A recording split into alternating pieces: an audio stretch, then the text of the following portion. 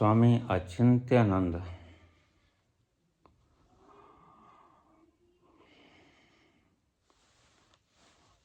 बाबा घोर असमंजस की स्थिति में हूँ।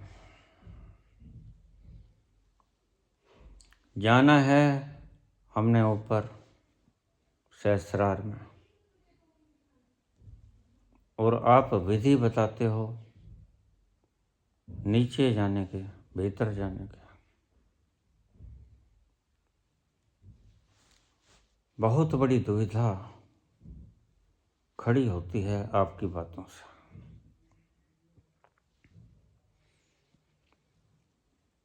आप कहते हो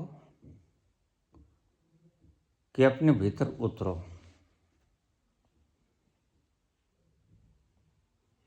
और संत कहते हैं और आप भी कहते हो कि खिलेगा सहस्रार दल कमल, 1000 पंखुड़ियों वाला वह कमल खिलेगा और बड़ा आनंद आएगा। ये 2 शब्द मेरे जी का जंजाल बन गए हैं। कृपया इस झाड़ फूस को हटा के मुझे कृतार्थ करने का कष्ट करेंगे।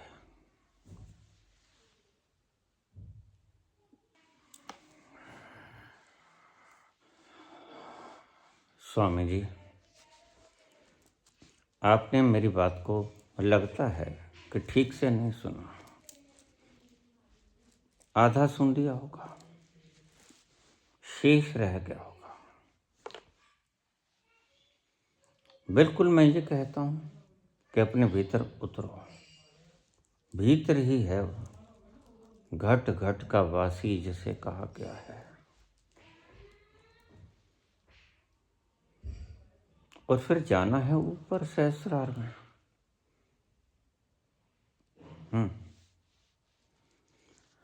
सहस्रार दल कमल, वो 1000 पंखुड़ियों वाला खिलेगा वो,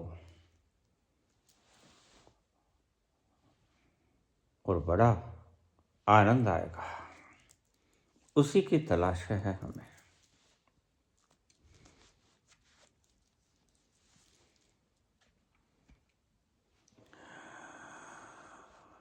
और ध्यान से समझिएगा, क्योंकि पहले भी आपने कहीं चूक की है। अपने भीतर उतरना है। मैंने कहा एक पॉइंट आएगा,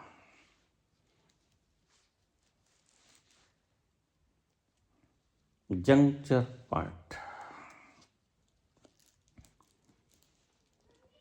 वहां से नीचे जाओगे तो आप पहुंचोगे कुंडलिनी के पास, नाभि क्षेत्र के आसपास।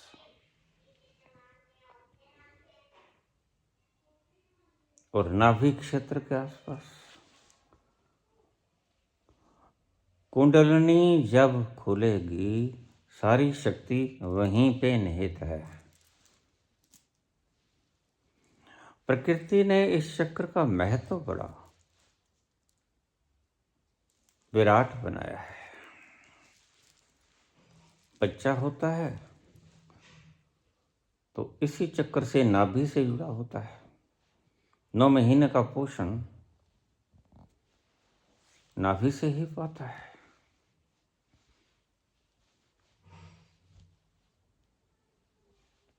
तो आप नाभि के तल तक पहुंच जाओगे भीतर जाते जाते।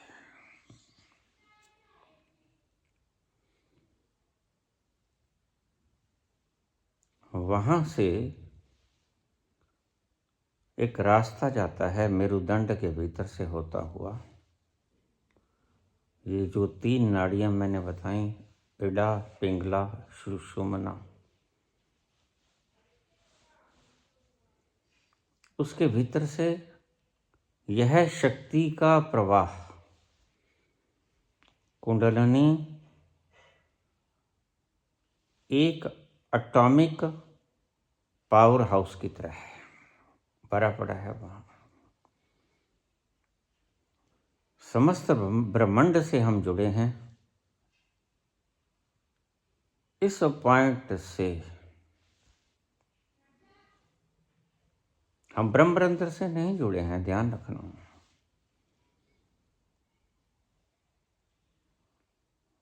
कहीं भी किसी भी स्थान पर किसी भी शास्त्र में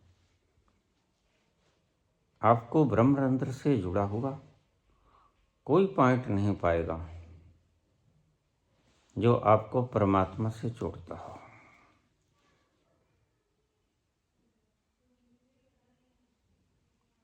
तो आप अपने भीतर उतरोगे। ध्यान अपने भीतर उतरने की एक विधि है। छोड़ देना है अपने आप को, रिलैक्स, कुछ नहीं करना है, कुछ नहीं करना है।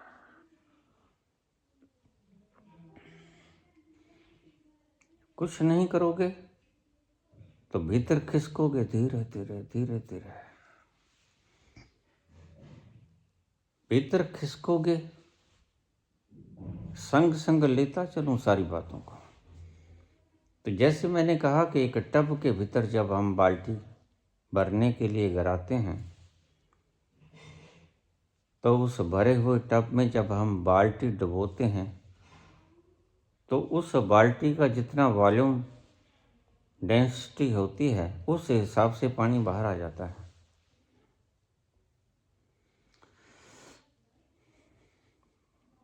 जब आप भीतर जाओगे, वह बिल्कुल इसी तरह समझो कि आपने बाल्टी भरे हुए टब में डुबो दी। पानी बाहर आएगा। ये जो धूल आपकी बाहर आती है चेतन में, और जो आप डरते हो, तरह तरह के अनुभव होते हैं, भय आता है। बहुत से लोग मुझे कहते हैं, बाबा किसी के क्रोध ज़्यादा, किसी के काम ज़्यादा, किसी के लोभ मोह ज़्यादा, किसी का अहंकार ज़्यादा होता है। ये बाबा बढ़ जाता है क्यों? कुछ नहीं बढ़ता, कुछ नहीं घटता। बात समझे। टब में पानी है और टब में आपने बाल्टी डाल दी तो दूध थोड़े ही निकलेगा, पानी ही तो निकलेगा बाहर। तो जब अचेतन के भीतर आप उतरोगे, और बिल्कुल ऐसा ही है जैसे टब के भीतर आपने बाल्टी डुबोई, तो आपके भीतर जो भी कुछ होगा वो बाहर निकलेगा, बाहर यानी चेतन में। मैंने आपसे बहुत बार कहा है, जो भरा पड़ा है वो ही निकलेगा। और निस्संदेह 70% आपने मृत्यु की भावना दबाई है। कहीं कोई बड़ा अफसर आ गया, उसने आपको जलील कर दिया, गुस्सा तो बहुत आया, लेकिन उस गुस्से को प्रकट नहीं कर सकते थे क्योंकि बड़ा ऑफिसर है। अभी अक्सर ऑफिसेज में काम करने वाले लोग डिप्रेशन का शिकार हुए जब मेरे पास आते हैं, तो मैंने कहता हूं कि तुम्हारा बॉस तुम्हें तंग करता है और तुम बॉस के सामने बोल नहीं सकते क्योंकि वह कंप्लेंट कर देगा, आपसे रिजाइन लिखवा लेगा, और फिर तुम्हारी बदली कहीं और दूर दराज कर दी जाएगी। इसलिए तुम डर के मारे बॉस से कुछ बहसबाजी नहीं करते। वह डर आपने दबा लिया। क्रोध तो उठा जब बॉस ने हुक्म चलाया, डिक्टेटरशिप, क्रोध तो बहुत आया। और भीतर ये भावना भी आई, कोई बात नहीं, हमारे भी तो दिन आएंगे। ये सब चलता है।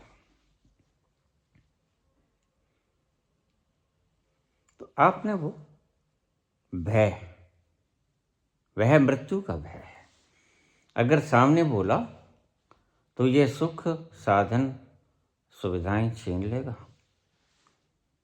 वो आपने दबा लिया, वह मृत्यु का भय है। अल्टीमेटली डर जाना दूसरे से, मृत्यु से डर जाना ही होता है, और कोई डर नहीं है इस संसार में। अल्टीमेटली कोई भी डर मृत्यु के भय से उत्पन्न होता है। घाटा पड़ गया, मृत्यु का भय सताएगा, क्या करें? कहीं कल को कंगाल हो गए, फिर भूखे मरना पड़ेगा और मर जाएंगे, बाल बच्चे कहाँ से पालेंगे? कर्तव्य निर्वहन कैसे करेंगे? बेटे की शादी करनी है, बेटे की शादी करनी है, पढ़ाई लिखाई करनी है, सब कुछ ही तो करना है।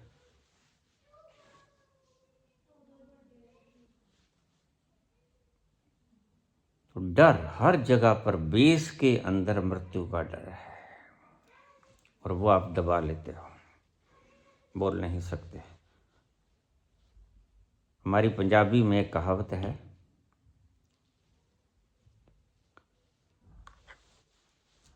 कि गुस्सा बड़ा सियाना है, क्रोध बड़ा सियाना है, अपने से ताकतवर के आगे नहीं बोलता। क्रोध बड़ा सियाना है, अपने से ज़्यादा ताकतवर व्यक्ति के सामने वह आता नहीं, क्योंकि अगर क्रोध अपने से ज़्यादा ताकतवर के सामने आएगा तो वह दबा देगा उसे, उसमें शक्ति है, इसलिए लोग शक्ति की आकांक्षा करते हैं। लोग कहते हैं मेरे 3 स्टार लग जाएं, फीती लग जाए, मैं मंत्री बन जाऊं, चीफ मिनिस्टर बन जाऊं। कितने लड़ाइयाँ झगड़े होते हैं, दिल्ली जाकर देखो।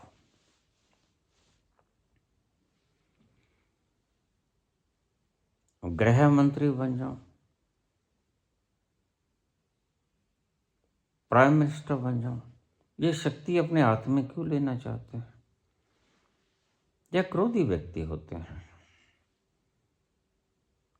ये किसी की क्रोध तले काम नहीं कर सकते।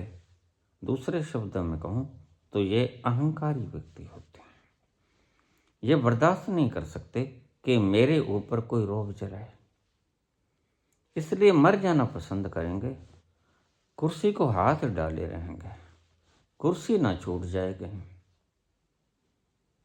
कारण क्या है? मृत्यु का भय। हम अगर शक्ति की कामना करते हैं, बल इकट्ठा करो,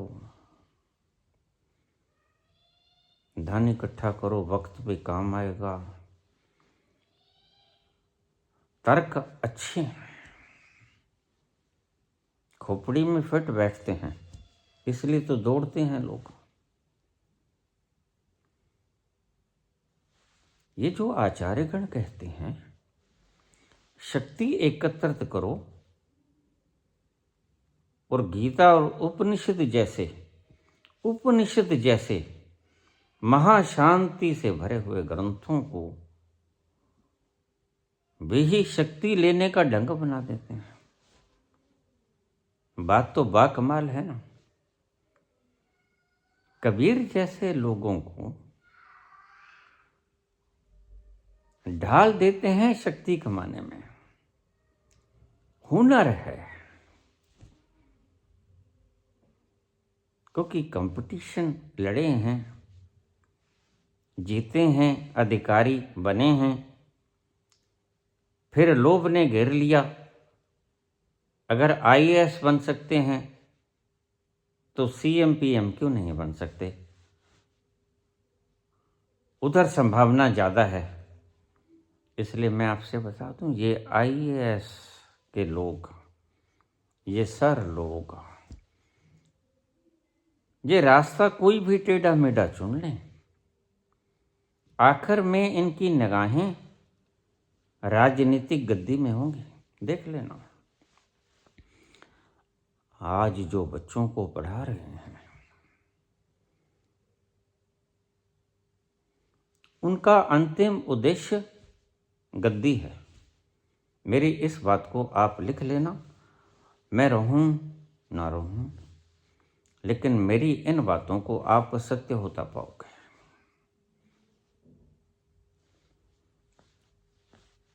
क्योंकि मैंने बेसिक काज को पहचान लिया है।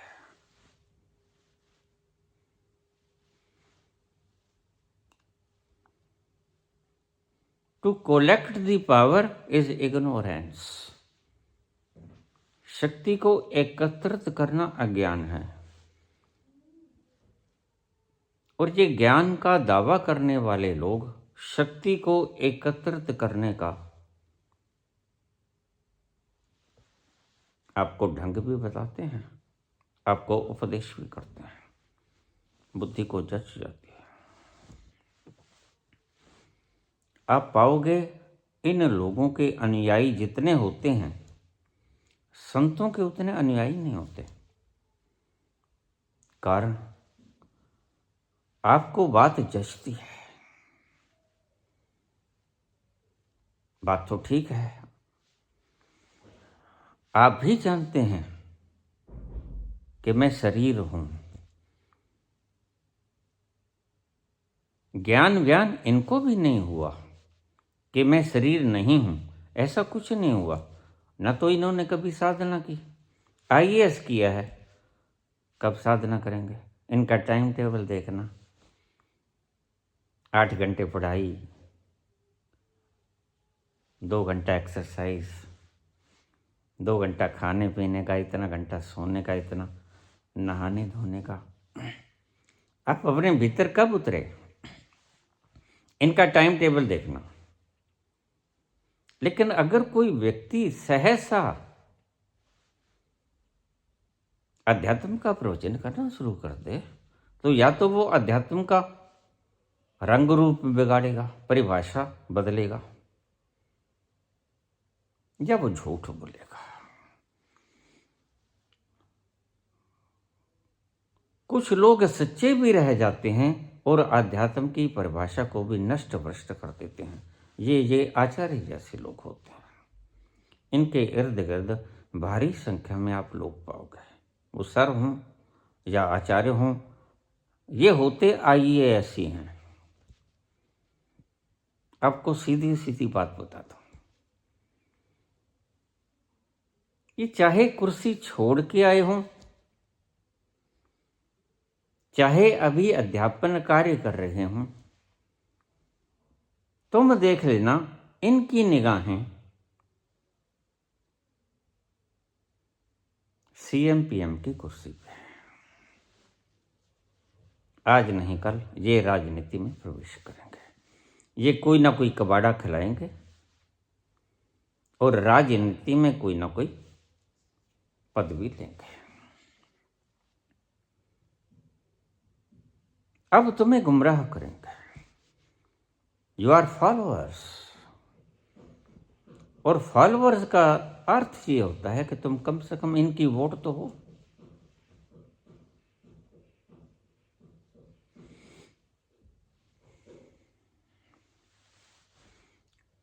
शक्ति को एकत्रित करने का सुझाव देने वाले, उपदेश देने वाले अज्ञानी होते हैं,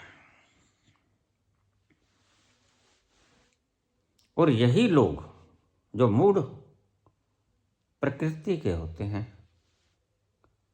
ये बात कृष्ण की करेंगे, उपनिषद की बात करेंगे, अष्टावक्र की बात करेंगे, जो कहते तुम हो ही। अगर अष्टावक्र को ठीक से परिभाषित किया जाए तो अष्टावक्र कहते हैं जोड़ना क्यों है? यू आर ओमनीपोटेंट ऑलरेडी, तुम पहले से ही सर्वशक्तिमान हो, अन्य शक्ति की जरूरत क्या है? और बल इकट्ठा करने की आवश्यकता क्या है? और ये लोग इसको तोड़ेंगे, मरोड़ेंगे, इनके असली शब्दों को नष्ट भ्रष्ट कर देंगे, बीज को अंकुरित नहीं होने देंगे, बीज को आग में जलाकर स्वाहा कर देंगे कि फिर से अंकुरित ना हो पाए। और इन्हीं लोगों ने मुल्क की तकदीर बदल दी। जो सोने की चिड़िया थी, सोने की चिड़िया तो फिर भी हो जाएगी, बशर्ते कि ये लोग न रहे।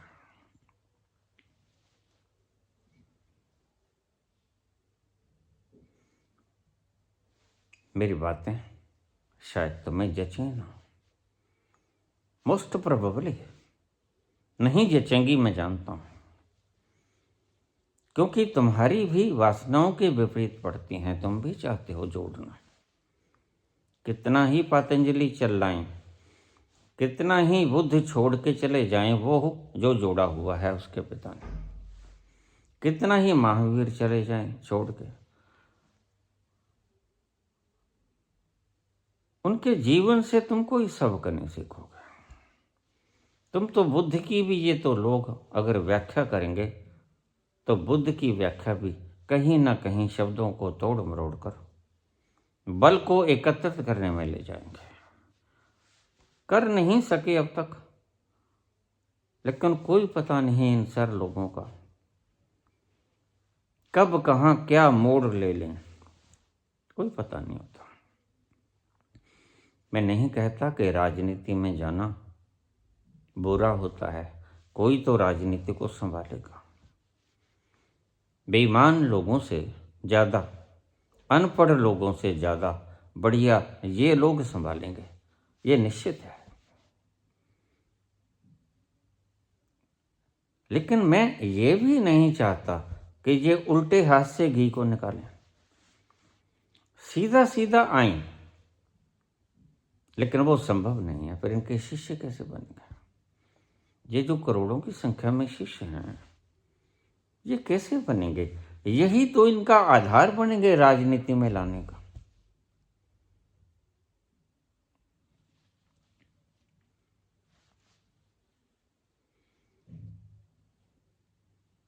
तो ये यहां से हम शुरू किया, थोड़ा सा आगे चले।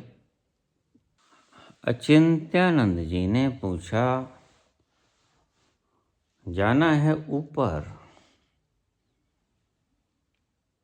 और तुम बात करते हो नीचे उतरने की, भीतर जाने की।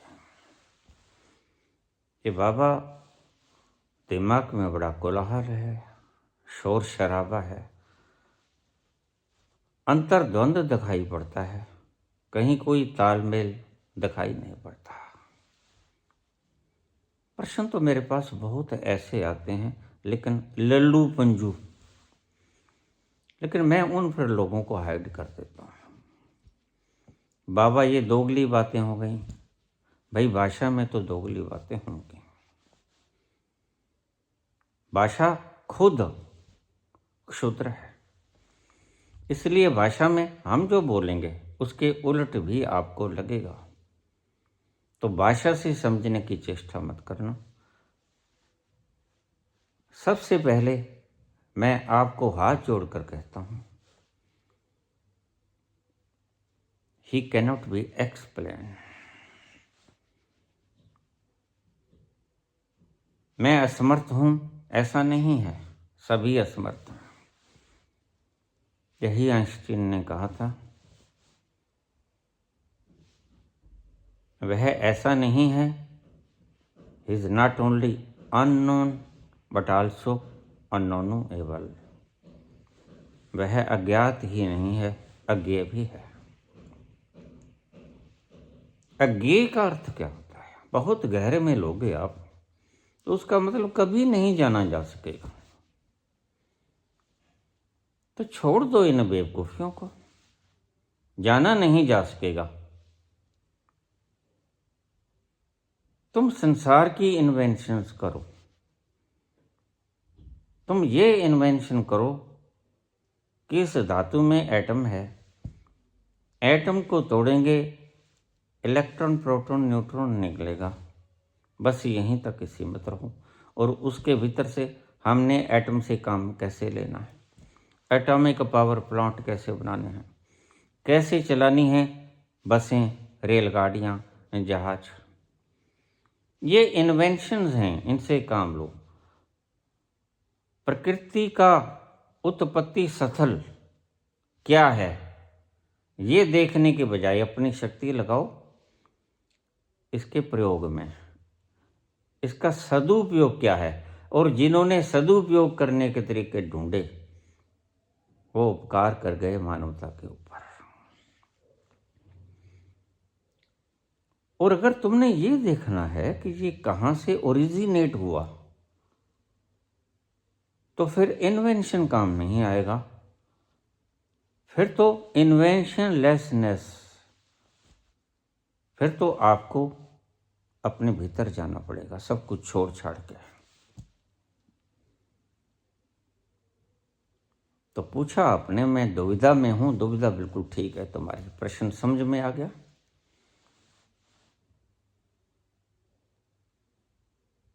शक्ति का कुंड जहां आप पहुंचोगे भीतर जाकर, एक रास्ता है ईश्वर ने बनाया हुआ। कुंडलिनी से 72,000 नाड़ियां दो योग ने आपको बताई, और उनमें से 3 प्रमुख नाड़ियां, इडा पिंगला और बीच में सुषुम्ना। तो यह जब जागृत होती है एनर्जी, जैसे आप कुंडलिनी भी कह सकते हो, यह एनर्जी जागृत होके जाएगी कहाँ से? है तो ये नीचे नाभि के पास, जाएगी कहाँ? सहस्रार में। है कहाँ? नीचे नाभि में। जाएगी कहाँ? ऊपर ब्रह्मरंध्र में, सहस्रार में। फिर ये उलट हुआ कि नहीं हुआ? हो गया। आपने उस कुंडलिनी को, आप जब जाओगे, आप और आपके साथ सारी शक्ति संग्रहित है, वह शक्ति जाकर उस कुंडलिनी पर प्रतिघात करेगी। कुंडलिनी तत्क्षण जागृत हो जाएगी। और यहाँ मैं आपको समझा दूँ थोड़ा सा, लोगों ने डराया बहुत है। डर वो लोग पैदा करते हैं जो अज्ञानी होते हैं। आज भी आपको बहुत से लोग ऐसे मिल जाएंगे जो कहेंगे मैं मर गया था या मैं मर गई थी, यमराज ले गए, बड़ी दाढ़ी वाले, उन्होंने पोथा खोला और फिर उसने कहा नहीं नहीं ये नहीं भाई, ये तो दूसरा ले आए, तुम पटक दो इसको।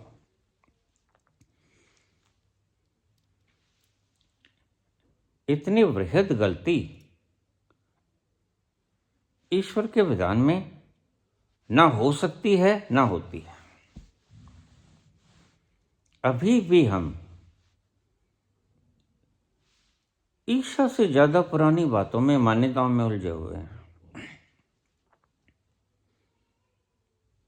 अभी कल एक स्वामी बात कर रहे थे कि हमारे आसपास चंद्रगुप्त बैठे हैं, 2 कर्मों का लेखा जोखा समझा रहे थे।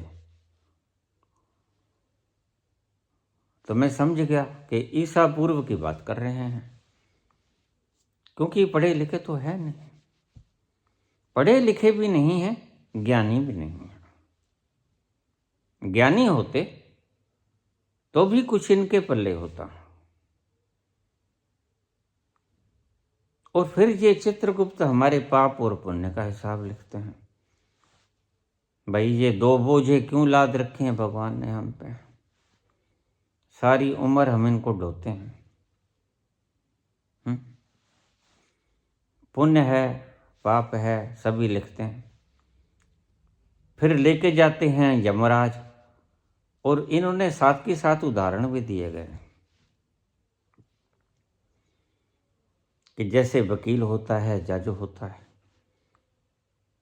और फिर धर्मराज के पास लेके जाते हैं। फिर वो आपको आपके कर्मों का दंड सुनाते हैं, जैसे जज सुनाता है।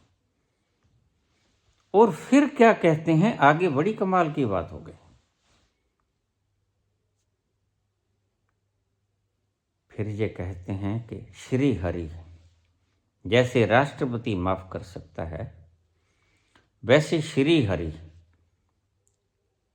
आपके दंड को माफ कर सकते हैं।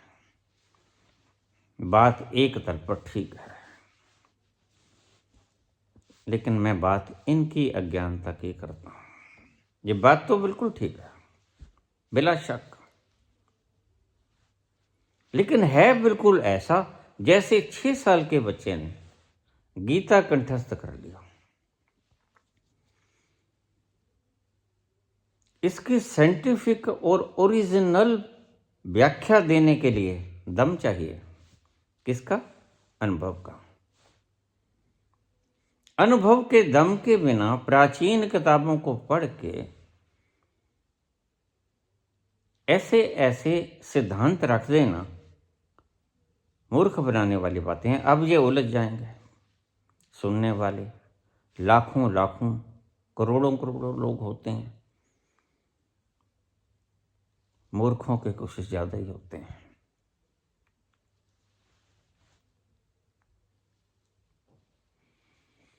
वो दिमाग में बैठा लेंगे, हाय ये चित्रगुप्त लिख लेगा, हाय ये चित्रगुप्त लिख लेगा। पाप करेंगे, पुण्य करेंगे, और पाप और पुण्य के व्याख्या इन लोगों को आती नहीं। ये बड़े गहरे मसले हैं, बोलना बड़ा आसान है,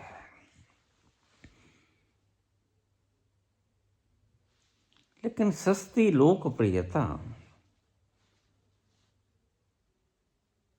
कमाने के लिए ढंग अच्छा है। वही पुरातन बातों को लकीर की तरह और गहरी करते रहना, और गहरी करते रहना। तो राष्ट्रपति भी बन गया, और जहां माफ नहीं होता, राष्ट्रपति नहीं होता, वहां क्या करेगा? अकेले हिंदुस्तान की बात ना करो। सत्य जो है वो तो सारे ब्रह्मांड में यकसां होता है। जहां राष्ट्रपति का विधान ही नहीं, वहां क्या करेंगे? जहां मृत्यु दंड को प्राप्त ब्लड मनी देनी पड़ती है, वहां क्या करोगे? तो मूर्खों की बातें हैं।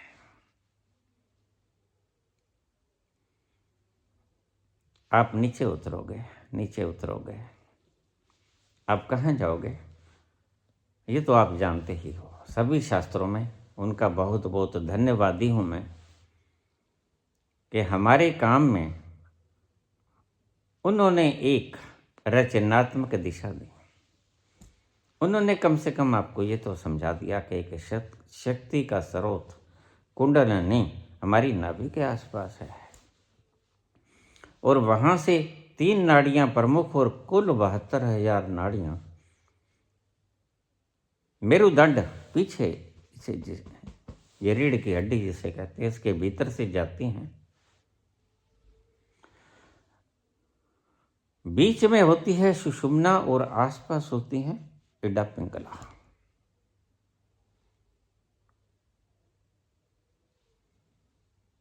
तो ये जो इडा पिंगला है, ये हमारे दोनों नोस्ट्रिल्स के आसपास यहां ठहर जाती हैं, यहां इस स्थान पर। और जो सुषुम्ना है वह हमारे ब्रह्मरंध्र में आ जाती है, यहाँ बीच में, जहाँ चोटी रखते हैं बोधी।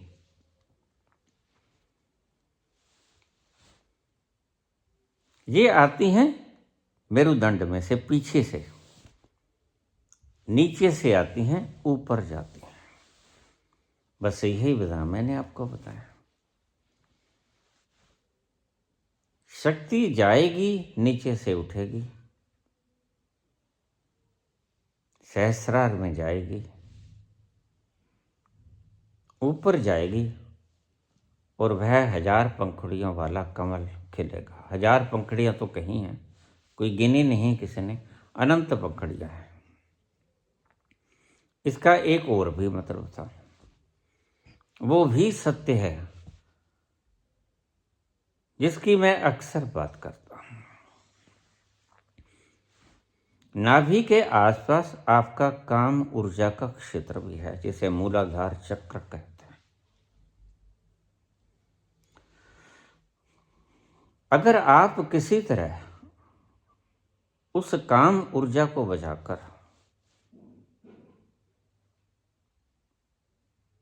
इसी सुषुम्ना के भीतर से प्रवाहित करके सहस्रार में ले जा सको तो बड़ा सहयोगी सिद्ध होगा। आपकी कुंडलिनी जगी नहीं जगी, इस बात से इसका कोई प्रयोजन नहीं। जब कुंडलिनी जगेगी तब तो महत ऊर्जा साथ ले जाएगी। लेकिन एक बात को और भी ध्यान में रखना, बहुत सी बातें होती हैं, सभी क्षेत्रों से हमें समझाना पड़ेगा, क्योंकि कल को आप फिर कोई प्रश्न दाग सकते हो। तो हम संभवतः कोशिश करते हैं कि जितने डायमेंशन कवर हो सके हम कर लें। तो आपकी काम ऊर्जा को ओज में परिवर्तित करना, जो मैं रोज कहता हूं आपसे, और मैं रोज कहता हूं कि पश्चिम ने पूर्व की आत्मा को मार दिया।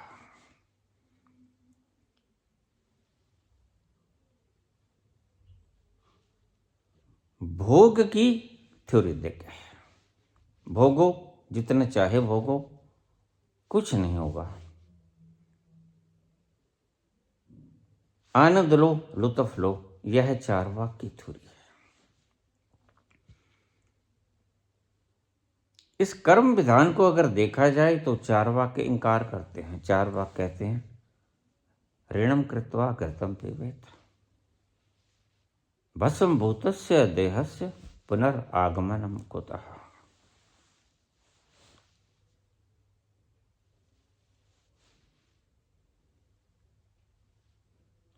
कुछ वापस नहीं लुटाना पड़ता। एक ढंग से ये बात ठीक भी है, तर्क देने वाले तर्क दे सकते हैं, जब है ही उसका तो किससे लोगे और किसको लुटाओगे, सब उसी का तो है। लेकिन ये तर्क है, वह बड़ा ईमानदार खिलाड़ी है। तुम कभी एकांत में कैरम या लूडो खेले होगे, अकेले, दोनों तरफ से खेले होगे, और खेले होगे और कोई पक्ष जीता होगा, खेलने वाले तुम अकेले हो, और तुमने जो पक्ष जीता होगा उसको जेतु करार दिया होगा। यह ईमानदारी से खेलना होता है, तो वो एक ही है, दूसरा तो कोई है नहीं। ये है भी उसका खेल, बिला शक। लेकिन कर्म विधान जो उसने अपने बना रखे हैं खुद के खेलने के ढंग, वह उस पर बंधन नहीं है। वो चाहे ठगी मार सकता है, लेकिन ठगी मारेगा किससे? वो चोरी किसकी करेगा, डाका किसके मारेगा? वह खुद ही तो है। इसलिए वो बड़ी ईमानदारी से खेल खेलता है। उसके एक रूप ने गुनाह कर दिया, दूसरे के प्रति कर दिया, तो वह एक रूप को दंडित करेगा जिसने गुनाह किया, दूसरे को पुरस्कृत करेगा। यह उसकी न्याय संहिता है। लेकिन इससे यह सिद्ध नहीं होता कि वह अनेक है, नहीं है, तो एक से अनेक हुआ संकल्प के कारण। हमारा सनातन कहता है, और हमारा सनातन बहुत करीब बैठता है सत्य के। वह अकेला था। वैज्ञानिक भी कहते हैं कि एक एनर्जी पुंज था, गोला, उसमें विस्फोट हुआ। 6 अरब साल पहले हुआ। चलो, जब भी हुआ। ये भी कहते हैं 1 अरब 97 करोड़ साल पहले सृष्टि का निर्माण हुआ। चलो, जब भी हुआ। हम बात को समझें तो उस शक्ति पुंज ने संकल्प किया, एको अहम बहुश्यामि, मैं एक हूं, बहुत हो जाऊं। और बहुत हो गया। लेकिन अब ये बात ध्यान में रखना कि वह एक है और एक से बहुत हुआ है। तो जो बहुत हुआ है उनमें एक ही है। जब चाहे वो बहुत को एक में समा सकता है। पानी का समुद्र एक एक बूंद में बिखर गया, और जब वो इकट्ठा करना चाहेगा तो एक एक बूंद इकट्ठी करके समुद्र हो जाएगा ना। यह एक खेल है, बिला शक खेल है, और उसका खेल है। जो लोग किंतु परंतु करते हैं हमारे पास उसका कोई जवाब नहीं है। हम ये कहते हैं कि तुम बता दो तुमने क्या बनाया है।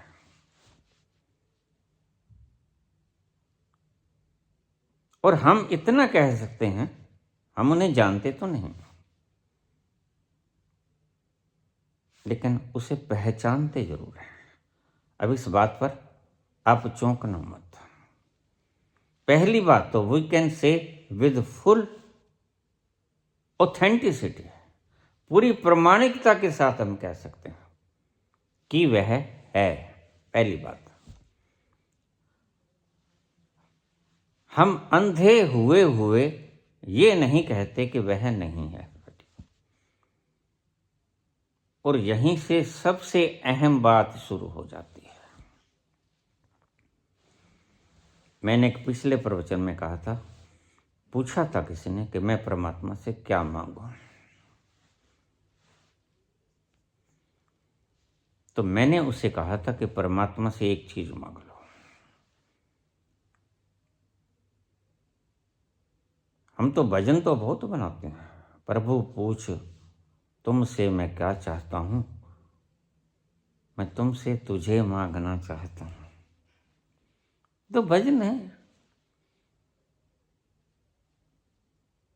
किसी लिखारी ने, किसी महंगे कवि ने लिख दिया होगा,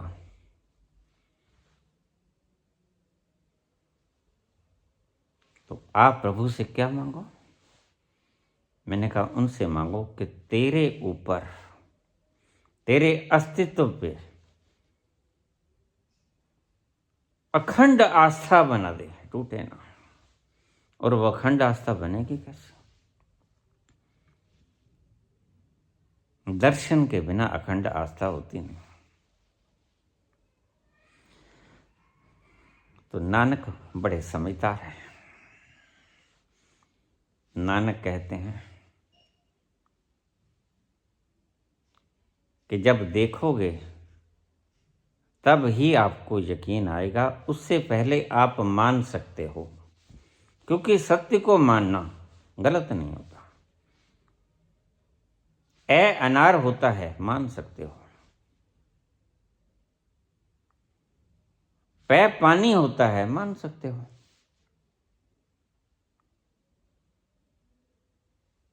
इसके मानने में कोई हर्ज नहीं। अगर आप ये कहो कि टी अनार होता है, गलत।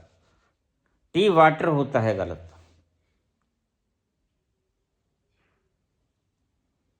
सही चीज को मान लेना, उसमें कोई बुराई नहीं होती। पूछा था उसने कि मैं परमात्मा से क्या मांगू, तो परमात्मा से, परमात्मा को मत मांगना, परमात्मा से मांगना कि तू है, इसका दृढ़ आस्था मेरे भीतर प्रकट करता है। और मैं अच्छी तरह से जानता हूँ दृढ़ आस्था कैसे प्रकट होगी, बिना दर्शन के नहीं पैदा होगी।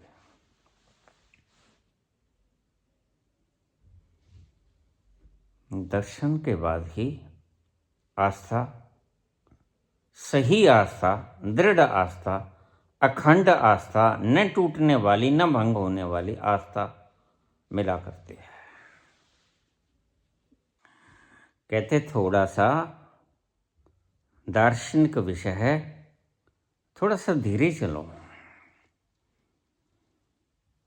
जरा होले होले चलो मोरे साजना, हम भी पीछे हैं तुम्हारे। जरा होले होले चलो मेरे साजना,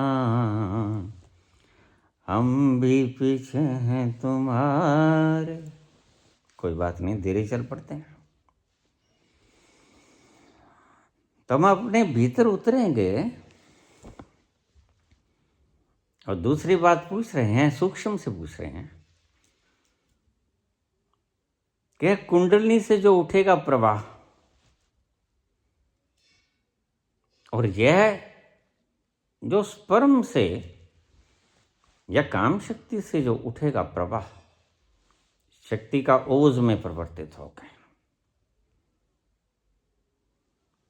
ये दोनों एक रास्ते से कैसे जाएंगे? देखिए, आपने वाटर वर्कस देखा है? वाटर वर्कस जो शहर को पानी सप्लाई करता है, वहाँ से शहर को सप्लाई करने की जो पाइप होती है, ये बड़ी विशाल होती है, बड़ी विशाल। आगे जाती है, छोटी होती जाती है, आगे जाती है, छोटी होती जाती है। घरों में जाती है तो छोटी से रह जाती है, 2-3 इंच की, 1-2 इंच की, 1.5 इंच की। तो वहाँ जाने का सिर्फ एक रास्ता नहीं है। सहस्रार में जाने के लिए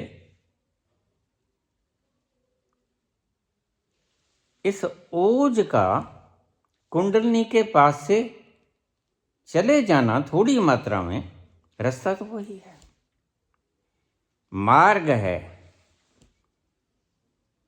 उससे जब कुंडलनी जागेगी वृहद शक्ति रूप में, तो बड़ा प्रवाह भी जाएगा।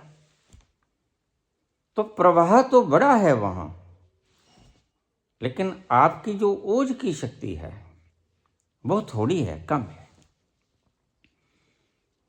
लेकिन वहां से रास्ता है ऊपर जाने का। इसी रास्ते से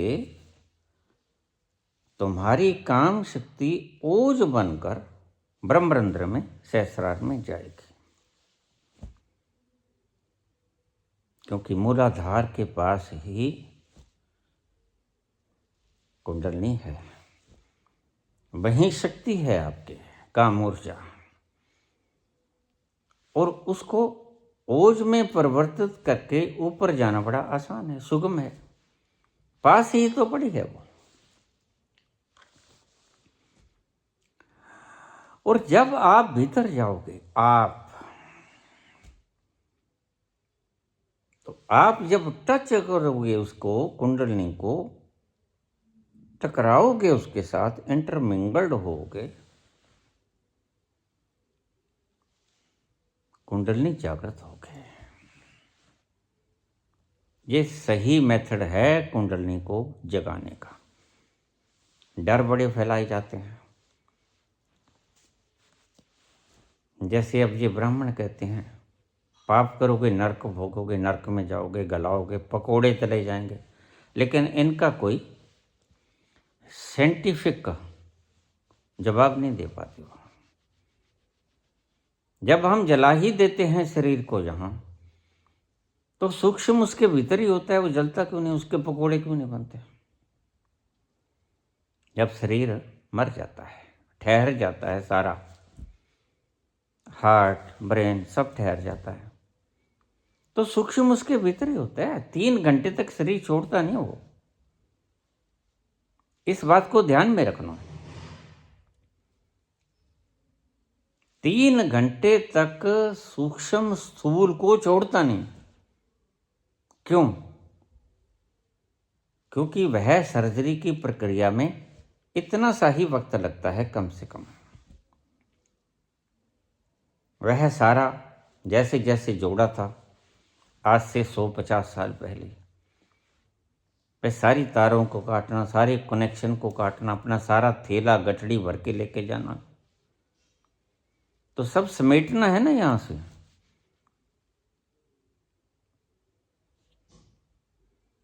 और समेटना है तो इस समेटने में 3 घंटे का वक्त लगता है प्रकृति को सारा कुछ काट छांट करने में। यह एक वृहद ऑपरेशन है। ज़्यादा भी लग सकते हैं, कम नहीं लगता। तो 3 घंटे से पहले जिसे फूंक दिया जाता है वह मर तो गया वह, चाहे अब आप उसको 10 साल रखे रखो, ना फूंको, उठेगा तो है नहीं वो। कुछ लोग जो उठ जाते हैं वो मरे नहीं होते, मैं आपको बता दूं, गलती मत खा जाना।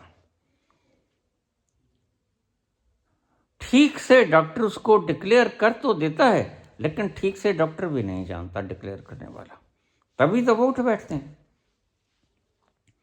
जब हार्ट ठहर जाता है तो ध्यान रखना, ब्रेन कुछ देर के लिए जीवित रहता है। ब्रेन के सेल जो धीरे धीरे मरते हैं, धीरे धीरे मरते हैं, और कुछ चीजें तो शरीर को पता ही नहीं चलती, अभी भी काम करना शुरू कर देती हैं। आपको पता है मरने के बाद भी पाचन की प्रक्रिया बंद नहीं होती। भोजन आपने जो खाया वो पचता रहता है, उसको पता ही नहीं कि आप मर गए। और आपको पता है मरने के बाद भी आपके कुछ अंग जैसे बाल और नाखून बढ़ते रहते हैं, वर्षों तक बढ़ते रहते हैं। एकदम से शरीर मरता नहीं। आज 5 तारीख है, तो 3 दिन बाद 8 तारीख, 8 जनवरी 2016 को मैं 30 फुट गहरी, कितनी ठंडी होती है देख लो। अब आज तो रजाई में बैठे हैं, हीटर है,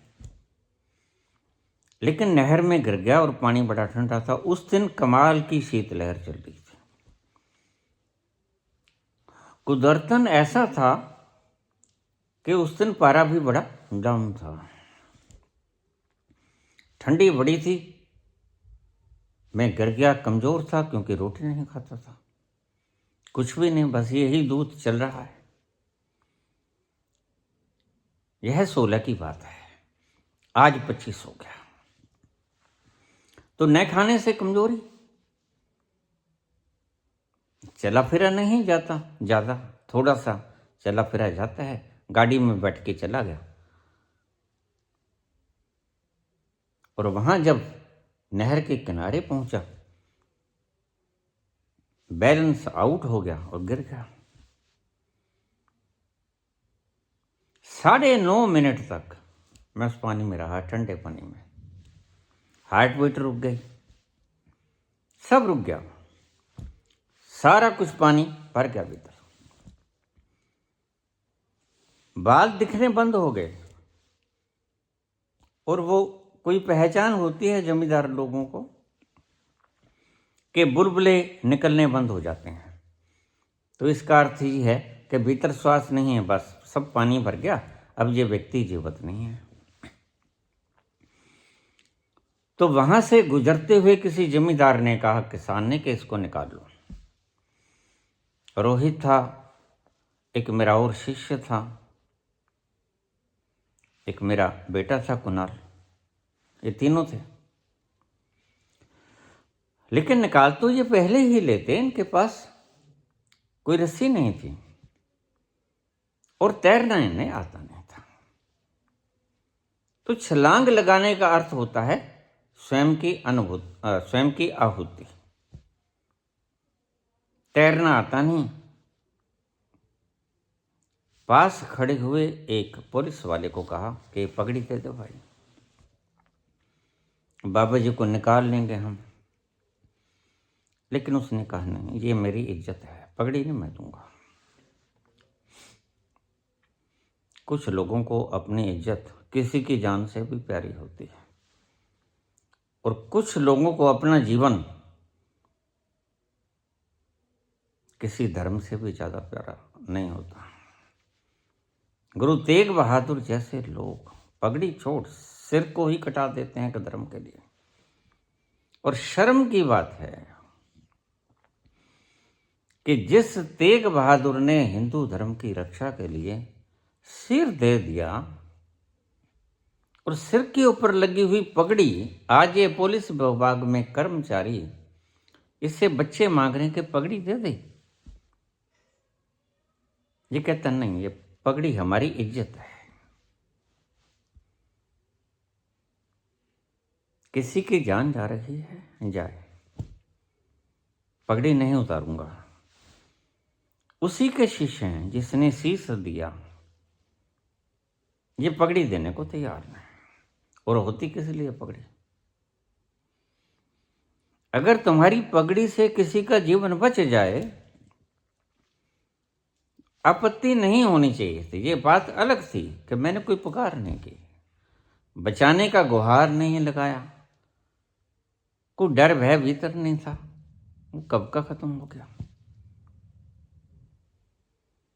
लेकिन उस व्यक्ति ने जो गुरु तेग बहादुर का अनुयायी है और उसी धर्म का शिष्य है, वो कहता पगड़ी नहीं मिलेगी, जान जाए जाए। तो फिर ऐसे लोगों को गुरु तेग बहादुर का अनुयायी समझा जाए? ये सर्कसी ही है ना। ऐसे लोगों को अगर मैं सर्कसी कहता हूं तो कुछ लोग बुरा मान जाते हैं। मान जाओ भाई। जब आप भीतर जाओगे, आपके साथ आपकी शक्ति भी जाएगी। शरीर में बहुत कुछ होगा। वह जो पानी बाहर निकलेगा भरे हुए टब में, जब बाल्टी डुबोगे, वो होंगे आपके अचेतन मन के दबाए हुए। मृत्यु का भय भी हो सकता है, काम क्रोध लोभ मोह अहंकार भी हो सकता है, पिछले जन्म की स्मृतियां भी हो सकती हैं। जो दबा है वही बाहर आएगा, उसके अतिरिक्त तो और कुछ आ ही नहीं सकता। बहुत से लोग डर जाते हैं, कंप जाते हैं, बाबा आज ये दिख गया, आज ये दिख गया। दिख गया दिख गया भाई, झट से मेरे को फोन करेंगे, मैसेज करेंगे। जब मैंने आपको एक बात समझा दिया, तुम मरोगे नहीं। कंपोगे तो ये कंपन भीतर है, निकलने दो इसको बाहर, और जरिया कोई नहीं है। यह चेतन में से ही निकलेगा, यही एक रास्ता है। फिर भी रोज, अब बैठा था आज मेरे को वो दिखाई दी, आज नीली लाइट, आज पीली लाइट, क्या हो गया भाई? ये सब कुछ दिखेंगे, इनको उपेक्षित करो। डर लगता है, मृत्यु का भय आएगा, क्योंकि दबी हुई सबसे ज्यादा चीज यही है। जगह जगह पर आपने मृत्यु को दबाया है। बॉस ने बेइज्जती कर दी, कोई और बातों में, कुछ घर में बड़े बुजुर्ग उनके सामने नहीं बोल सकते, अत्याचार हो रहा है, कोई सास बहू का झगड़ा है, कोई पिता पुत्र का है। हजारों झगड़े घरों में होते हैं। तो मृत्यु आप दबा लेते हो, क्रोध आप दबा लेते हो। ये सब दबाया हुआ क्रोध ये बाहर निकलेगा। इससे डरना मत, निकलने देना, इसको साक्षी भाव से देखते रहना कि यह कूड़ा बाहर जा रहा है, बल्कि प्रसन्न होना, जश्न मनाना कि मैं हल्का हो रहा हूं। आपके सिर पर ईंटों का बट्ठल रखा है, अगर कोई एक ईंट उठा ली तो आप नाराज होते हो? अच्छा है, बाहर घट गया। जो दबा है भीतर वो बाहर आएगा, आने दो। बाहर आएगा तो आपका भार हल्का होगा। वह जंजीरें हैं आपके लिए, आपने बड़ी मान्यताएं कर रखी हैं और ये मान्यताएं ही आपके राह में बाधाएं हैं। बहुत कुछ मान रखा है तुमने, ये नरक होता है, ये स्वर्ग होता है, सब मान्यताएं ही तो हैं।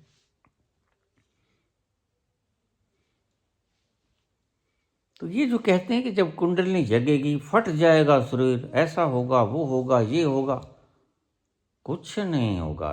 ये शक्ति है, उस शक्ति को जाने का रास्ता है। जैसे वाटर बक्स की पाइप के बीच में से पानी जाता है सप्लाई होने के लिए, तो पाइप फटती है? नहीं, कोई पाइप नहीं फटती। वह आराम से सभी घरों को पानी सप्लाई कर देती है रोज सुबह शाम। ऐसे ही रास्ता है, बड़ा मजबूत रास्ता है, कहीं से नहीं फटेगा, तुम चिंता मत करना। ये डराने वाले लोग हैं, ये अज्ञानी हैं, इन्हें कुंडलिनी के बारे में कुछ पता नहीं। कुंडलिनी शक्ति जब जागेगी, जब आप भीतर जाओगे, ये इजी वे बताता हूँ, और भी बड़े रास्ते हैं योग के, लेकिन बड़ा इजी वे बताता हूँ। ध्यान का इसे वे कहते हैं, ध्यान का रास्ता कुंडलिनी जागरण के लिए। अक्सर सहज समाधि वाले इसी का प्रयोग करते हैं।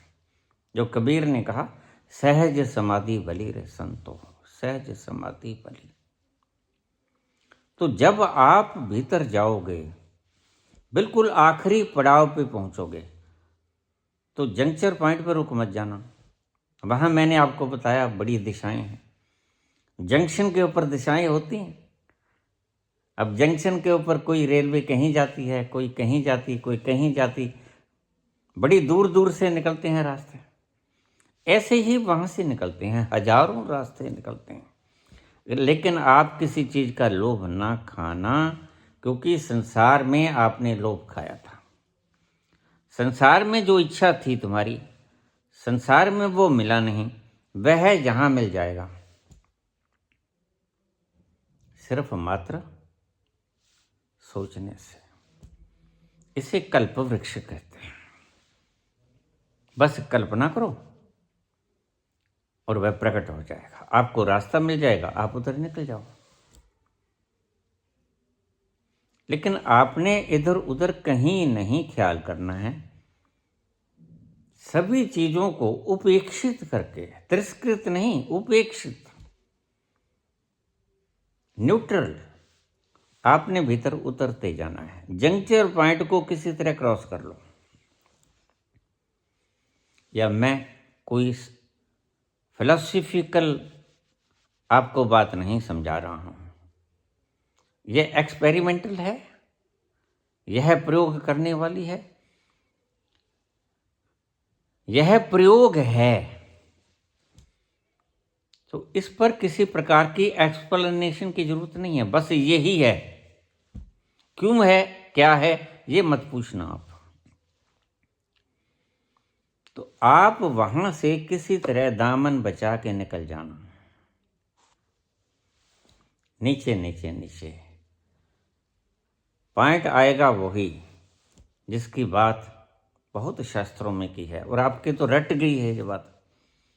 मूलाधार चक्र, वहां पर कुंडलिनी, उसके साथ आप जाकर टकराओगे। आपकी शक्ति जो आप भीतर उतरे, जैसे ही आप वहां पहुंचोगे, तो जैसे एक कैटालिटिक एजेंट के आने से रासायनिक प्रक्रियाएं शुरू हो जाती हैं, वैसे ही तुम कैटालाइटिक एजेंट का काम करोगे। बस आप ही का इंतजार था। जैसे आप वहां उतरे, आपने वो तल छुआ, तो कहते बृहद शक्ति पैदा होगी, कुंडलिनी जागेगी, महान शक्ति आपके मेरुदंड में से होती हुई, सुषुम्ना में से होती हुई ब्रह्मरंध्र में, सहस्रार दल कमल में प्रविष्ट हो जाएगी। उसे ही कहते हैं शब्द श्रुति का मिलान। शक्ति समा गई और द्वार खुल जाएगा, दशम द्वार जिसे कहते थे। यहां से व्यक्ति योगी जो निकल गया वह फिर वापस नहीं आ सकता, क्योंकि उसके साथ उसको छोड़ के जानी पड़ेगी सिल्वर कॉर्ड। ये एक विधान है। सिल्वर कॉर्ड टूट जाती है, इसलिए जो निकला सहस्रार से वो वापस नहीं आएगा। जिसने बिल्कुल सदा के लिए जाना हो, जो मुक्त हो गया, समाधिस्थ हो गया, संबोधि में चला गया, उसने क्या करना है सिल्वर कॉर्ड का, वो यहां से निकलेगा। इसलिए योगी आम तौर से, साधारण तौर से इसी चक्र का इस्तेमाल करते हैं, रास्ते का इस्तेमाल करते हैं जाने के लिए। निकल वो किसी भी रास्ते से सकते हैं, सारा महल उनका है।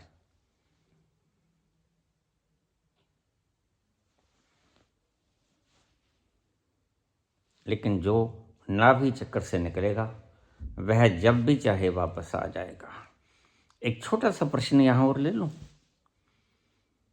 कहते बाबा मैं शरीर से बाहर हो जाता हूं। बिल्कुल कोई भी हो सकता है, कोई खास बात नहीं है।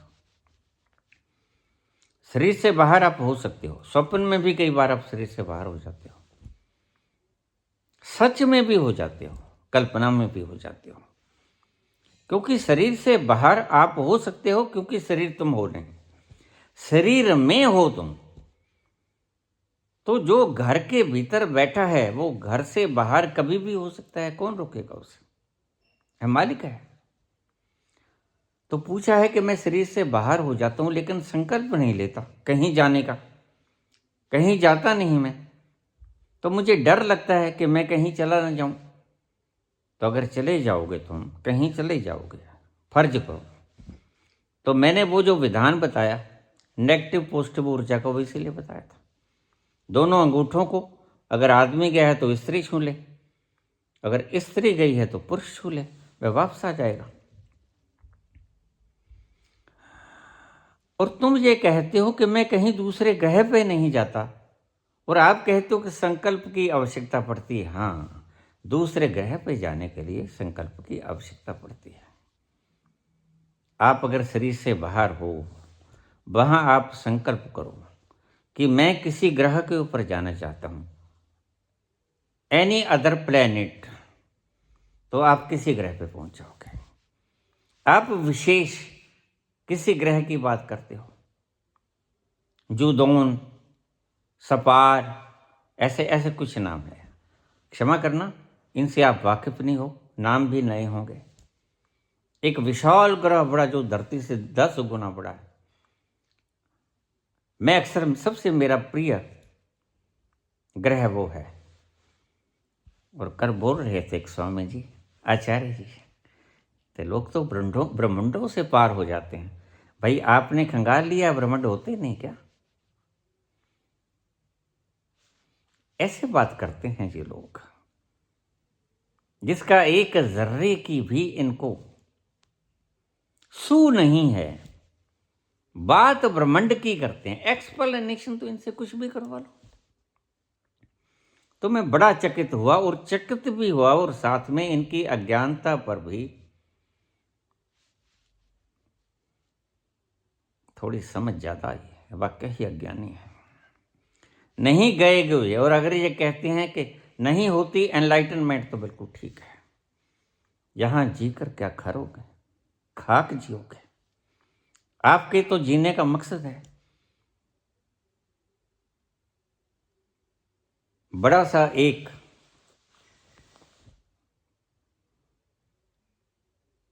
बना हो महल, उसमें बच्चों को पढ़ाऊं, ये शुभ तो है लेकिन शुभ नहीं है, क्योंकि आप गलत रास्ते पे डाल रहे हो। मैं नहीं कहता कि आप सीएम पीएम ना बनो,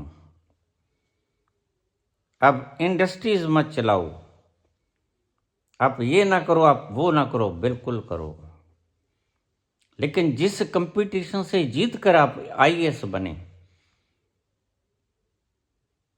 और जिस वासना की प्रगाढ़ता के साथ आप घने चांस वाली जगह पे आ गए, ये घना चांस है,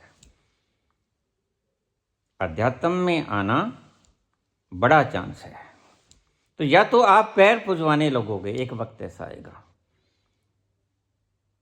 या आप बड़े ओहदे पर जाने के लिए राजनीति में आ जाओगे। ये दो ही तरीके हैं आपके। आपकी भविष्यवाणी तो मैंने कर दी। लेकिन कबीर जैसे लोग ना तो पैर पुजवाएंगे, ना झंडा डंडा लेकर अपनी पार्टी खोलेंगे, ये पक्का है। ना नाना कैसा करेंगे। तो बिना किसी बात को जाने देखे लोग तो आज भी कहते हैं कि नरक है। ये बीके की मैं कहानी सुन रहा था कल परसों, वो मरकर चली गई ऊपर, सारी बातें बताई उसने, यद्यपि बिल्कुल कोरी झूठ है। मैं कहता हूं इनकी इससे पहले के करोड़ों लोग मूर्ख बने, इनका नरक को करवाओ, पता चले इन्हें कि वाकई ही मर के गई। नरक होता है ये डराने के लिए। तो जो लोग कहते हैं कुंडली जगती है, फट जाता है, ऐसा हो जाता है, कुछ नहीं होता। साधारण प्रक्रिया है, जैसे खून बहता है नर्व्स के भीतर, वेन्स के भीतर और आर्टरीज के भीतर, वैसे ही ये शक्ति, इसका एक रास्ता है, कोई बंद नहीं है रास्ता, बस उधर से गुजरी नहीं है शक्ति। रास्ता बंद नहीं है, रास्ता खुला है। तो आप जब भीतर जाओगे, वहां से उस रास्ते से एक कैटालाइटिक एजेंट का काम करोगे आप, और कुंडलनी जागृत होगी, और आगे की प्रक्रिया रास्ता है मेरुदंड से होती हुई सुषुम्ना के भीतर से वो अथाह शक्ति ब्रह्मरंध्र में जाएगी और वो खिल जाएगा। जैसे बिजली जाती है, एसी चल जाता है, पंखा चल जाता है, लाइट जग जाती है, मशीनें चलती, बड़ी बड़ी फैक्ट्रीज चलती, लेकिन कब? जब बिजली आती है। बिजली काम करती है क्योंकि वो शक्ति है। तो अगर मैंने कहा कि आप इस शक्ति को व्यर्थ मत करो, इससे पहले कि कुंडली जागृत हो, आप भीतर गहरे उतरो, वो तो पता नहीं कितनी देर लगेगी, क्योंकि आप बाहर की चीज़ों में ही उलझे हुए हो। कुछ तो आपकी वासनाएं आपको उलझा देती हैं, कुछ ऐसे आचार्य गण और ऐसे सदगुरु आपको कह देते हैं। एक सदगुरु है, वो है तो आध्यात्मिक कहलाता है, लेकिन उसके प्रवचन है कि केला खा लो, ये नीम की गोली खा लो। अरे भाई, आध्यात्मिक व्यक्ति कहाँ फिक्र करता है खाने पीने के? 49 दिन तक कुछ भी नहीं खाते वो तो। क्या डाइट में लेंगे, क्या सुबह ब्रेकफास्ट, क्या डिनर, क्या लंच, उनके लिए कोई महत्व नहीं रखता। वो तो भिक्षा पत्र उठाते हैं और किसी भी घर के सामने जाके खड़े हो जाते हैं। लंच में जो आया ठीक, सब एक बार ही जाते हैं, वो वही उनका ब्रेकफास्ट होता है, वही लंच और वही डिनर, लेकिन वो अपना मार्ग पा जाते हैं। तो ऐसे मत बांधो गलत सपने दिखाकर। सुबह ये खाओ, फिर ये खाओ, फिर ये खाओ, पर रोग नहीं होगा, मरोगे तो, या अमर हो जाओगे। ऐसी ऐसी भ्रांतियों में फंसे हुए लोग तुमको फंसाएंगे, और अगर इनकी चंगुल में फंस गए तो तुम छूट न पाओगे। मेरे पास जब पहले दिन मुझे आदेश दिया गया, तो आदेश के साथ ये कहा गया कि कम्यून मत बनाना। लेकिन आज पता चलता है, परसों ही मेरे पास बीके से, और कुछ दिन पहले मेरे पास जैन धर्म से बहुत से लोग मुझे सुनते हैं, मेरे से बातचीत भी कर लेते हैं। कोई प्रश्न है उलझा हुआ, प्रश्न आ जाते हैं, चुगली निंदा होती है। कंपटीशन हुआ कि जो सबसे बड़ा चुटकुला या अजूबा चुटकुला सुना देगा, फर्स्ट आएगा।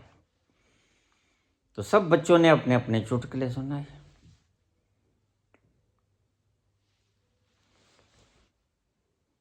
और जो एग्जामिन करने वाले थे उन्होंने सबके चुटकुले सुने। एक चुटकुला फर्स्ट आ गया। क्या फर्स्ट आ गया? वो कहता 4 औरतें बैठी थीं एक चारपाई पे और चारों चुप बैठी थी।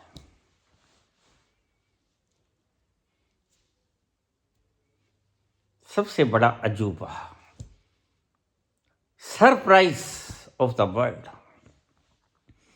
4 स्त्रियां चुप नहीं बैठ सकती,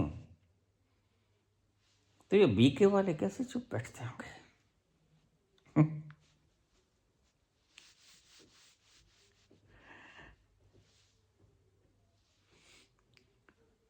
तो यही समझ आया कि बाबा ने कहा कम्यून मत बनाना, इसमें आसानी लासानी तिरंगे पता नहीं कौन क्या लेके आया है।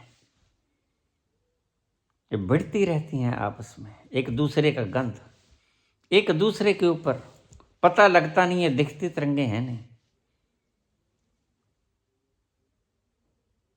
तुम जाते हो क्या सोच के, लेके क्या आ जाते हो? खोपड़े भरे पड़े हैं और जो भरा पड़ा है वही तो निकलेगा बाहर। कम्यून मत बना लेना। तुम्हारे पास, सबके पास कोई ना कोई स्थान है बैठने के लिए, उसको ही पूजा रूम बना लो। मैं बार बार कहता हूँ, मुझे कहते हैं आपके दर्शन करने हैं, मैंने कहा दर्शन कर जाओ, कोई बात नहीं, उससे आपको प्रेरणा मिलेगी कि ऐसे आनंद में हम भी हो सकते हैं। बस इसीलिए आना, सिर्फ 2-4-10 मिनट बैठने की इच्छा हो वो बात अलग है, लेकिन तुम कहो कि हम तो यहीं बैठेंगे, तो कोई व्यवस्था नहीं। सारी दुनिया भर के लोग कहते हैं हम यहां आकर जाने का जी नहीं करता। किसका जी करता है? ये तिरंगे पीनों को सबका जी करता है। निगाहें मिलाने को जी चाहता, निगाहें मिलाने को जी चाहता है, निगाहें मिलाने को जी चाहता है, दिलो जान लुटाने को जी चाहता है, दिलो जान लुटाने को जी चाहता है, जी चाहता है।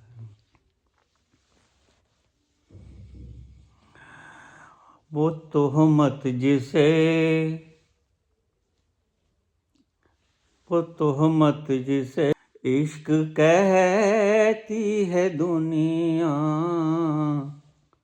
वो तोहमत जिसे इश्क कहती है दुनिया, वो तोहमत उठाने को जी चाहता है। हम तो तोहमत को भी उठाने का दिल करता है हमारा, जो तुद पावे। अगर तोहमत लगाना चाहता है तो तोहमत लगा दे, वो भी हमें परवाह है। हम जीते हैं उसकी मर्जी से जीते हैं, और तुम जीते हो तुम्हारी मर्जी से जीते हो। बस यही फर्क है बुनियादी। ये समझाने वाले लोग फिलोसफिकल लोग लाखों किताबें लिख देंगे, तृप्ति की एक बूंद भी तुम्हें नहीं देंगे। खोपड़ी को भर देंगे सूचनाओं से, और एक दिन तुम पाओगे खोपड़ी बड़ी घनी भारी हो गई, लेकिन अब मस्ती की एक बूंद ना है। और बात तो मस्ती की है जहां सुध बुध खो जाता है। जरूरत तो इसकी है आखिर में तुम बन जाओ, सब बन जाओ, यूपीएससी कर लो, आईएएस बन जाओ, आईपीएस बन जाओ, जो चाहते हो बन जाओ, कौन रोकता है। लेकिन बात तो ये है कि जरूरत पूरी हुई? क्या जरूरत पूरी होती है तुम्हारी? कितना ही हाँ कह दो, लेकिन दिल के बहलाने को गालिब ये ख्याल अच्छा है। तुम्हारे भीतर का एक कोना पुकारता ही रहेगा कि नहीं, कुछ शेष रह गया। वो शेष क्या रह गया? वो शेष यही रह गया जो उसके बाणे से मिलता है। तुम्हारे कर्म से नहीं मिलता। पैसा मिल जाएगा, पावर मिल जाएगी, सम्मान मिल जाएगा, बड़े बड़े संस्थान खोल लोगे, नाम हो जाएगा दुनिया भर में, लेकिन नाम किसके रहे हैं? नाम तो रेतों पर खींची हुई लिखी हुई लकीरें मात्र होते हैं। थोड़ी सी हवा आई तो ढह जाते हैं। नाम किसके रहे हैं? धीरे धीरे सभी के नाम खत्म हो जाते हैं। बस तुम्हें भ्रम दे दिया गया है कि नाम रहना है। कल ही मुझे किसी ने पूछा कि बच्चा पैदा कर लूं? मैंने कहा तुम देखो,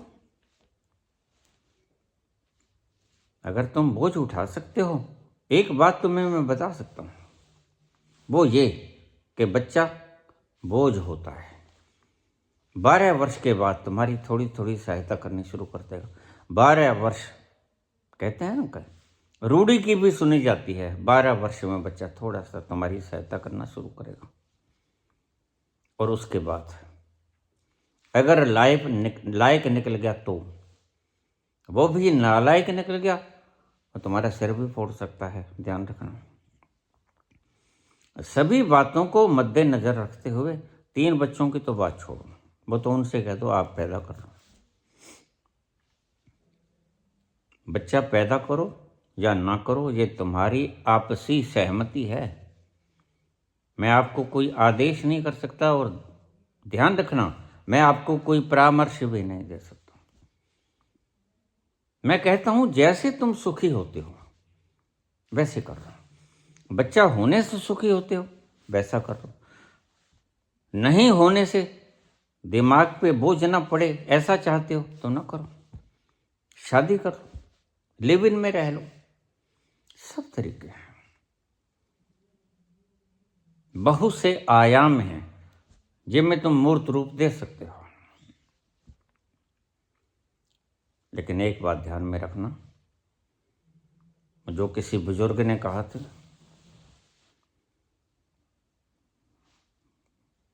कुछ भी बन जाना लेकिन अंत में हो जाना। अब इसके बड़े गहरे अर्थ हैं। घर जाके सोचना मैंने क्या कहा। बन तो कुछ भी जाना, प्राइम मिनिस्टर बन जाना, सीएम बन जाना, आचार्य बन जाना, सदगुरु बन जाना, कुछ भी बन जाना, लेकिन आखिर में जब इस संसार से जाओ तो हो जाना। क्या हो जाना? जो तुम वास्तव में हो। अगर तुम जाते हुए नहीं जो तुम हो, तो फिर तुम्हें चक्कर लगाने पड़ेंगे। अतृप्त तुम चले जाओगे, तुम तृप्त होके ना जाओगे। सो भीतर जाना होता है। क्यों कहता हूं? क्योंकि वहां से ऊर्जा उठेगी और ऊपर जाने का मार्ग है मेरुदंड से सुषुम्ना के भीतर। अंत में तो तुमने पहुंचना तो वहीं है। तो सीधे सीधे जो ध्यान लगाने की बात करते हैं वो लालची लोग हैं। उन्हें इस मार्ग का पता नहीं है। इन पंगो खानों में मत उलझना, सीधा रास्ता आपको बता देता हूँ, वो यही है। ध्यान में पहले नीचे उतरो, फिर उस शक्ति के साथ आप सहस्रार में समा जाओ, जो आनंद का सरोवर है, समुद्र है। वो काला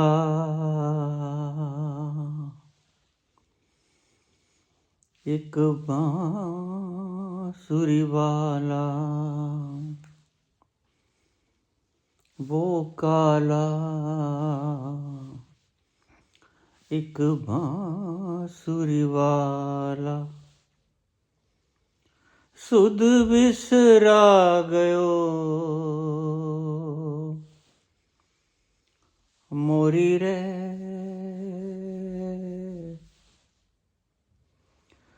સુધ વિસરા ગયો મોરી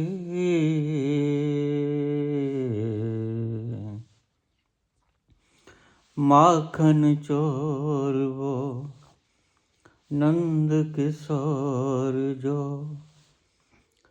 कर गयो मन की चोरी रे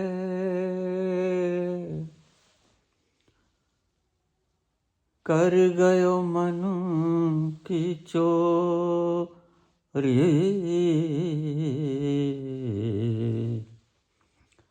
वो काला एक बांसुरी वाला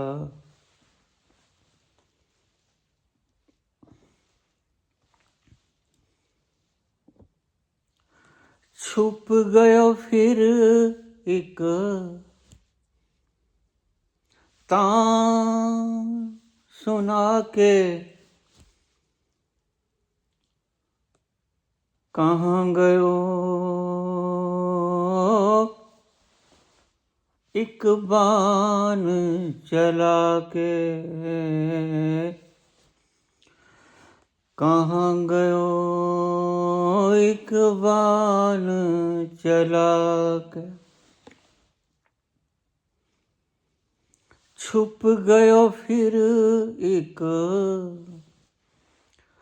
तान सुना के कहाँ गयो एक बान चला के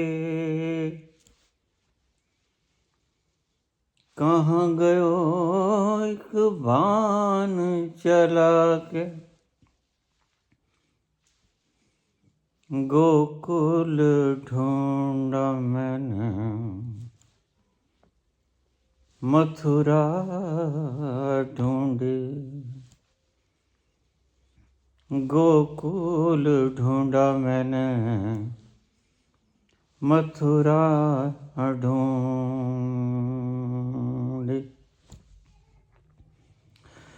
कोई नगरिया न छोड़ी रे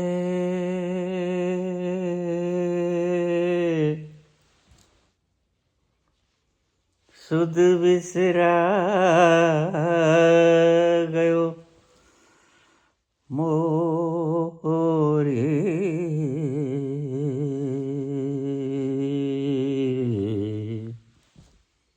ओ काला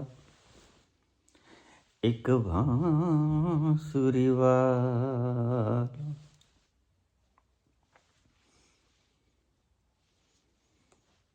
पनघट पे मोरी बैया मरोरी मैं बोली तो मेरी मटकी फोरी मैं बोली तो मेरी मटकी फोरी पनघट पे मोरी बैया मरोरी मैं भोली तो मेरी मटकी फोरी मैं बोली तो मेरी मटकी फोरी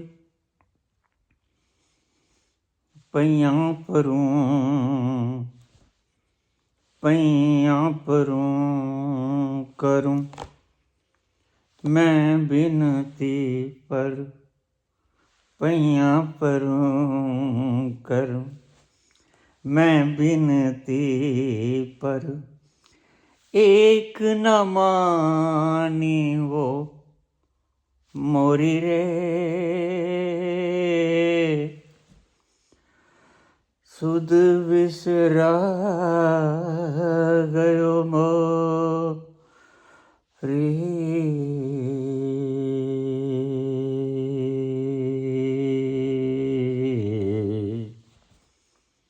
हो काला, हो काला, एक बांसुरी वाला, सुध बिसरा गयो मोरी रे, सुध बिसरा गयो मोरी, वो काला,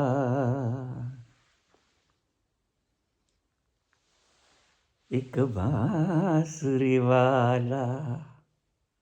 धन्यवाद।